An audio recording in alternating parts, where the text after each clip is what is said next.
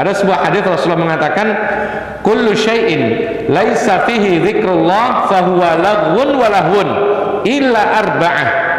Kata Nabi sallallahu alaihi wasallam, semua hal yang dilakukan tanpa ada menyebut nama Allah, maka itu sia-sia dan tidak berguna. Jadi kalau kita ngobrol sama teman, cerita ini cerita itu, cerita apa misalnya kejadian, cerita semalam pertandingan sepak bola, cerita semalam ada pertandingan bulu tangkis dan lain sebagainya, sia-sia, tidak bermanfaat, buang-buang waktu, ya.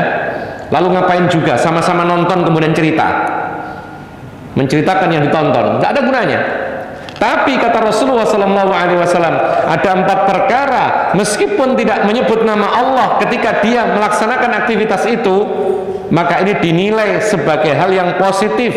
Bahkan sebagian para ulama mengatakan berpahala. Apa itu?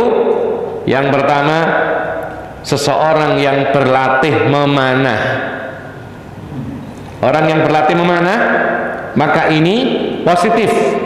Meskipun isinya sambil bergurau, tidak ada masalah. Itu yang dikatakan oleh Nabi SAW.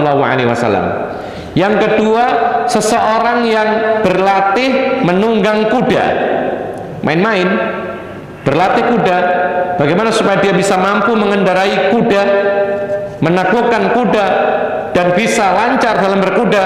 Ini pun juga termasuk permainan yang positif, bahkan sebagian mengatakan berpahala.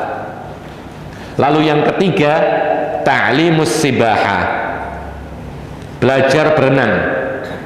Ini termasuk hal, meskipun dia tidak menyebut nama Allah, meskipun dia lalai mengucapkan bismillah, tapi kalau dia berusaha untuk berlatih bagaimana supaya bisa berenang, ini adalah permainan yang positif meskipun tidak menyebut nama Allah. Dan yang terakhir, kata Rasulullah SAW, wa mula'abatur rajuli ahlah,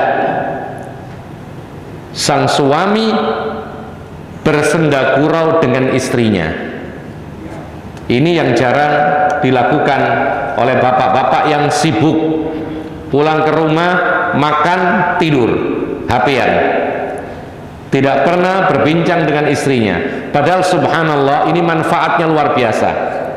Rasulullah SAW saja, ya, itu dekat dengan para istrinya. Baik, sekarang kami ingin bertanya, antum sebagai bapak-bapak, ketika istrinya sedang mengalami masa haid, kira-kira wahai bapak-bapak, antum ini mendekati istri atau malah menjauhi istri? Hah? Betul. Bagaimana cara mendekatinya? Ngobrol atau malah jangan dekat-dekat, bau?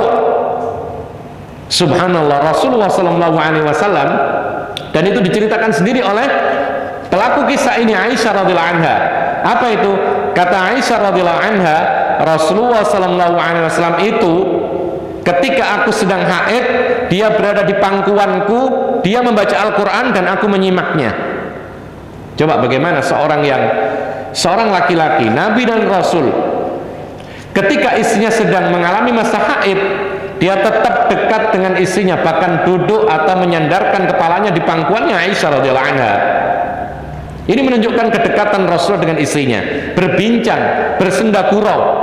Karena memang bersenda gurau dengan istri atau keluarga, demikian pula dengan anak-anak, main-main, maka ini hal yang positif. Meskipun andaikan dia tidak menyebut nama Allah, maka ini termasuk yang dikecualikan oleh Rasulullah SAW. Itu bukan termasuk sia-sia, manfaat, menguatkan keharmonisan